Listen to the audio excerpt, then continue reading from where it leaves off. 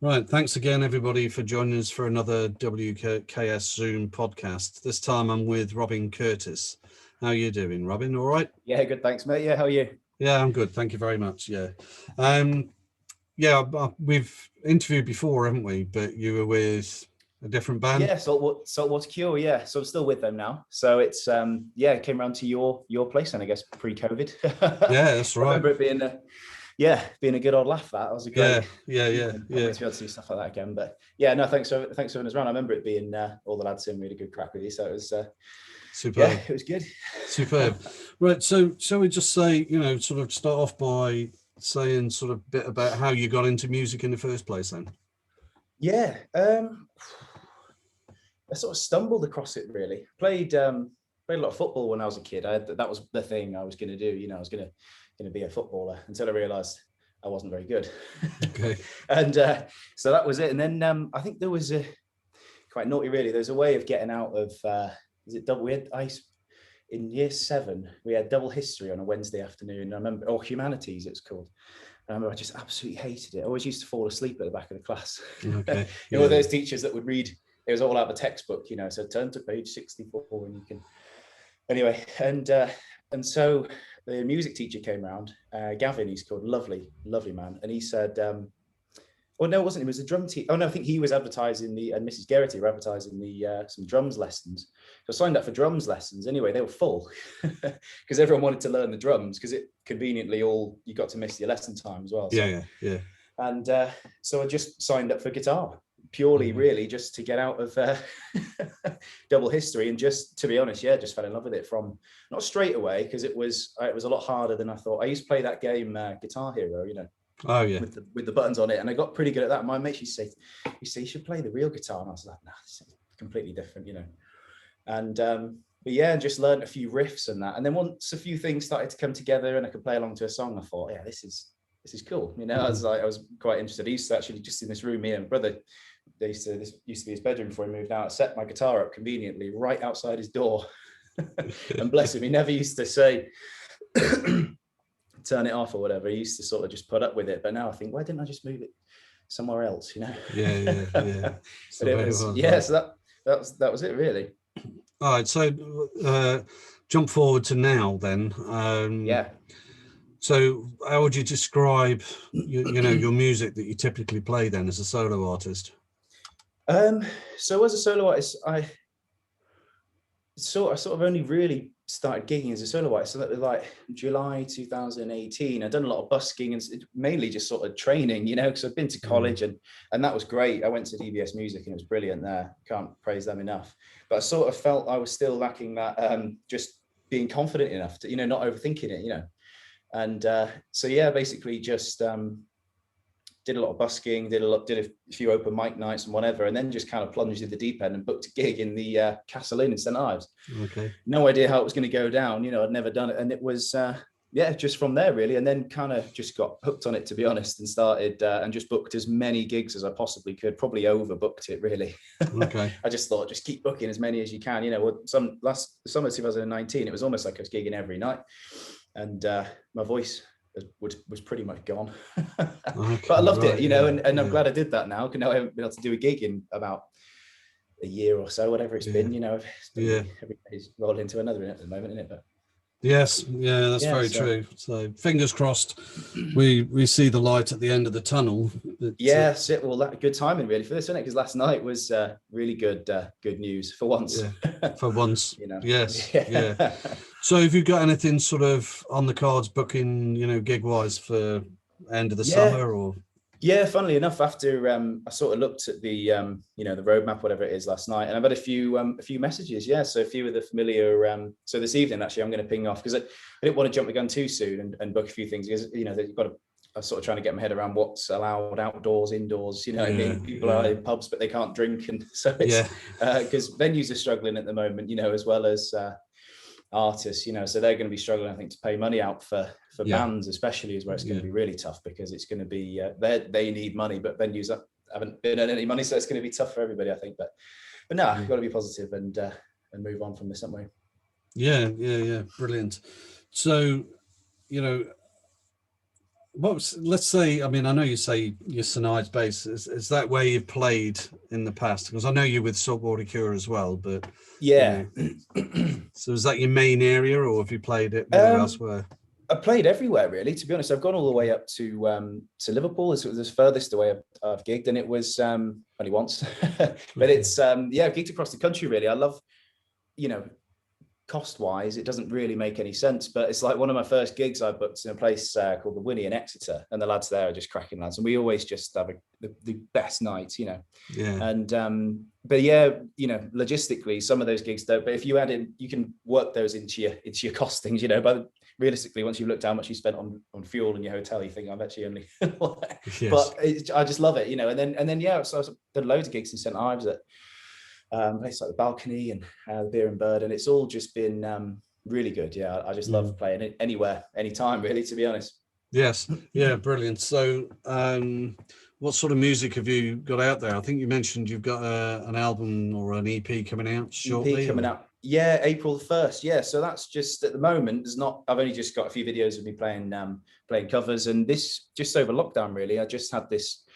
I guess I had the time really for when I've not been out gigging to just sit down and learn how to use, which is all behind me, this software, which is very intimidating when you don't know how to use it all, And I was should have listened to college really, but it was so I'm just trying to get the right guitar sounds and all these different things. It takes time though to develop. People that say about finding their sound, and I'm pretty confident I've sort of found it now. So I didn't want to put stuff out if I didn't feel like it was, especially my first EP, that didn't represent what I was trying to do, if you know what I mean. So I've sort of been probably hung on a bit too long, but hopefully people will enjoy it.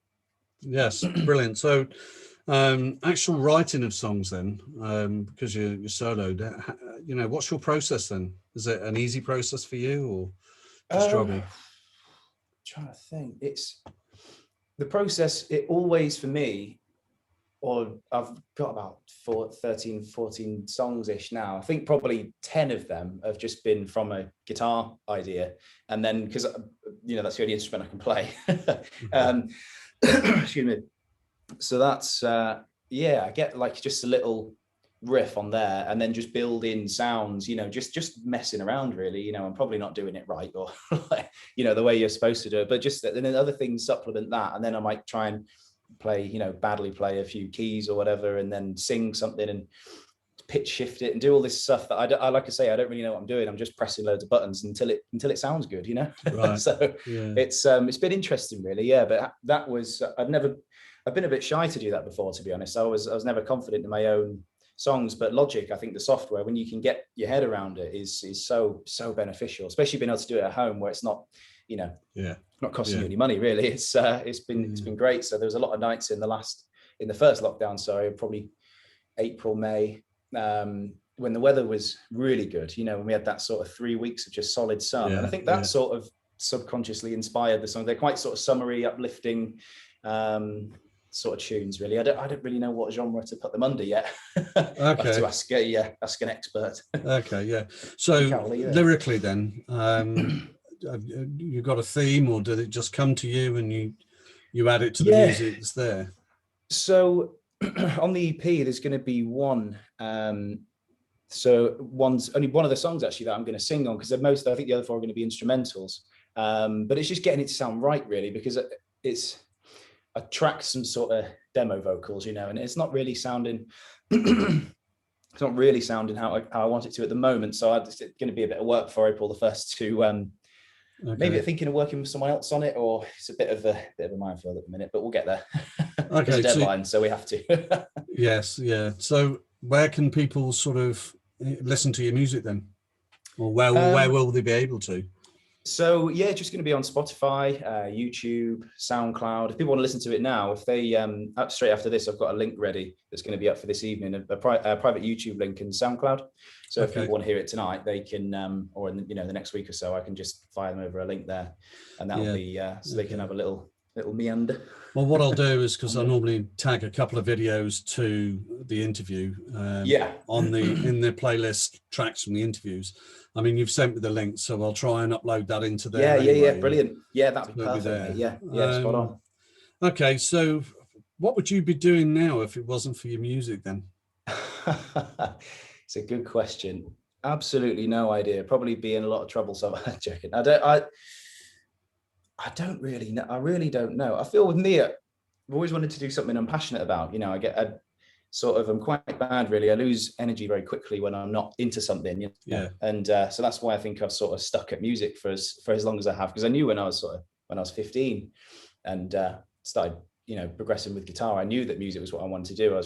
We used to have a lad, I can't remember his name now, that, you know, that came around and asked what he wanted to do at college and uni and whatever. I can't remember his, the job would be whatever, but he said that I was the only person that knew, like, from 15, I think, started like year 10, whatever it would be, right till the end. Because he used to say, people come and say, oh, I don't know whether to do this. It'd be a problem. What do you want to do? And music.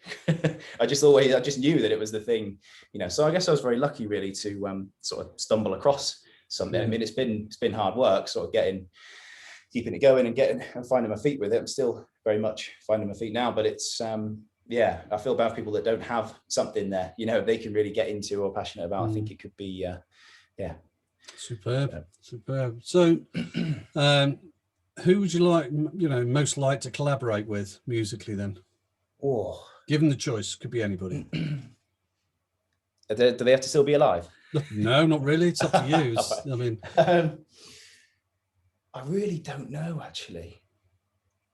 I really don't. At the moment, this is a bit of a random one, really, because he's just the sounds I'm trying to bring into my songs at the moment. There's a lad called Martin Garrix, does like more electronic sort of stuff. I'd love to collaborate with him and say, look, I'll do the guitars, you do all the technical buttony sort of stuff, you know, that I'm not very good at.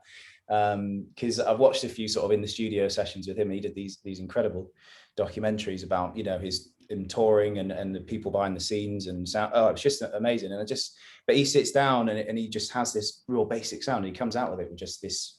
It's exactly what I'm trying to do, you know. And then I'd sort of go back and listen to my songs and think, oh, feel a bit disheartened, really. But then you can use that in a motivational way and think, you know, if you work hard at it, then it's going to be you get there one day, you know. Yes, yeah, definitely. So what do you think the best bit of advice you've ever been given is, up to this point, obviously? Yeah, I don't this is a tough one, actually. I'm not really sure. I've had I wouldn't stalling. I don't really know. I think just to do at the start, you know, I think somebody said when I was busking, just came up to me once and said, I was talking about gigs and that, and he just said, just get some booked in, you know, stop thinking about it so much, stop worrying, thinking, oh, you know, because whatever, you know, with music's great, but there's always obviously, of course, going to be people that judge you, you know, and sort of they're almost there to find the negatives in it and say, oh, your guitar was out of tune. Did you know it was out of tune on that third measure there? And you think, and I used to ignore all the positive people and think about him in the corner of his notepad, you know. Yeah. And now I just, if they are there, I think, well, that's not a very happy life to live anyway. So I want to be with the fun people having a laugh and a beer, you know. Yeah. And then just, you know, so that was a really good bit of advice. So thank you, whoever you are. That's brilliant. Absolutely brilliant. Yeah. So we come out of lockdown or what have you, and your EP's out. So what's next for you then? What are you going to do?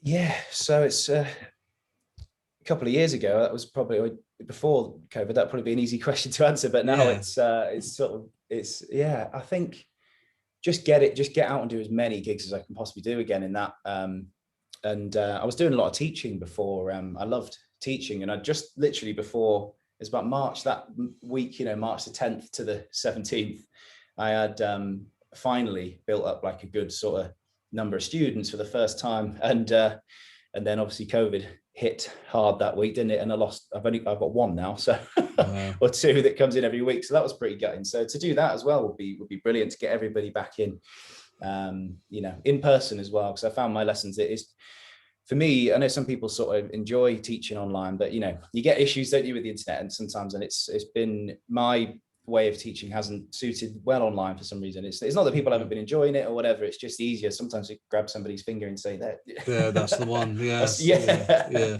You know, but it's still been good. But yeah. Okay, brilliant. Right, last question. Is there anybody you'd like to thank for you being here musically now? Yeah, definitely. Just everybody close to me, really. My mum, my dad, all my family. You know, I've listed them one by one just in case I forget a name or whatever. And yeah, and the lads in Saltwater Cure as well, Dave, and everybody, and Jack, and just because they've always been, you know, I remember a night in particular last summer when it was all just, I was getting pretty miserable, to be honest, you know, because it was, the weather was so good and there was no gigs and that. And we did one gig over at Campsite in Lizard, I think it was, and it was an absolute cracker of a gig. And I just remember, I had this feeling of like that almost, that gig itself has almost kept me going, really, because that reminded you what it's all about, you know, when you'd essentially forgotten it had been so long, you know. That's it. Excuse me. Yeah, well, good luck. Cheers. And hopefully I'll get to, I don't know, over St Ives and see you solo or with Saltwater. Yeah, definitely. That'd be brilliant. I know I've seen you guys once before, you know, really enjoyed it. So, where did you see us play? Now, what's the name of the pub? It's the one on, is it 4th Street? The Castle Inn, was it? Is it the Castle? Yeah. Yeah, brilliant. That was, I did my first gig there. Yeah, I love that place. Yeah, no, great it memories. Was really good. They're lovely, aren't they? Yeah, and you know, Saltwater Cure, they've got a great sound. Yeah. Dave knows what he's doing with writing the songs and the lyrics. I mean, it was a really summer sound. Do you know what I mean? So, which is yeah. Robin, look, good luck, and thank you, mate. Thank you. Hope to catch you soon. Yeah, definitely. Right. Hopefully when you the take EP's care, out. mate. All right. Cheers, buddy. Thanks very much. See ya. Cheers.